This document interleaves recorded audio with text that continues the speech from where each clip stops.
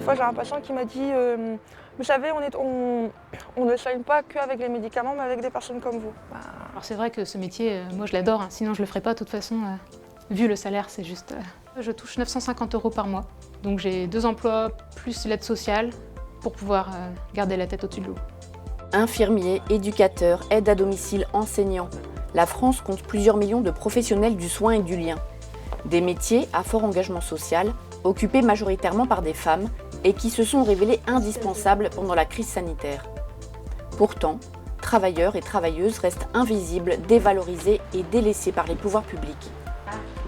Françoise est aide-soignante en EHPAD depuis plus de 30 ans.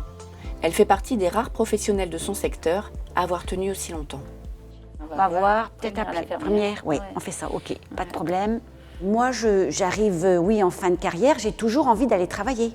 Donner du sens à son métier, c'est pouvoir durer.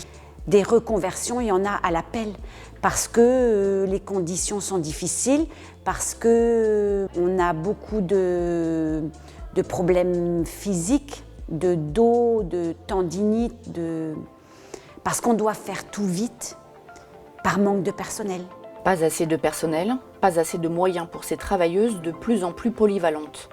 Le Ségur de la Santé a promis 8,2 milliards d'euros pour revaloriser ces métiers. Insuffisant. D'ici 2050, les seniors en perte d'autonomie vont augmenter de plus de 60%. 100 000 lits ont déjà été fermés dans les hôpitaux depuis les années 90. Le Ségur a apporté une petite aide, à mon sens dérisoire, et puis finalement, pendant 10 ans, on n'a pas eu d'augmentation. Je touche 2 200 € à peu près de salaire par mois, avec mes 2 week-ends. Avec le nouveau Ségur, je vais perdre en partant en retraite. Ou alors, il faudrait que je travaille jusqu'à 62 ans. 62 ans en EHPAD, je peux vous dire, c'est impossible. Impossible quand on est aide-soignante, parce que c'est trop dur physiquement, trop dur mentalement aussi. Des salaires trop faibles, des conditions de travail pénibles et beaucoup de professionnels laissés sur la touche des promesses d'augmentation. C'est le cas des travailleurs et travailleuses du secteur médico-social, exclus de toute revalorisation. Moi concrètement, depuis 11 ans que j'exerce, j'arrive à 1800, 1900 € par mois.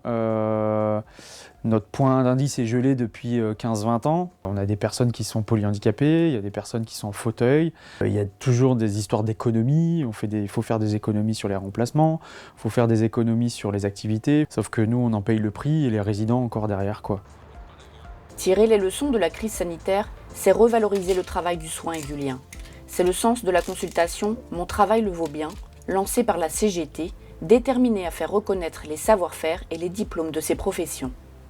Car soigner, aider, accompagner, enseigner, nettoyer ne sont pas des qualités naturelles et innées. Ce sont des compétences qui exigent des qualifications techniques et professionnelles. Qu'est-ce qui ferait que je garde la flamme? Elle est déjà en train de s'éteindre, la flamme. Je la maintiens parce que je me bats en fait. Je me bats pour améliorer les conditions de travail des salariés et je me bats pour que les résidents puissent retrouver des moyens pour vivre. Pour raviver la flamme, il faut investir dans ces secteurs indispensables pour l'avenir et le bien-être de notre société. Il faut donner les moyens à ces travailleurs et travailleuses de bien faire leur métier et les revaloriser parce que leur travail le vaut bien.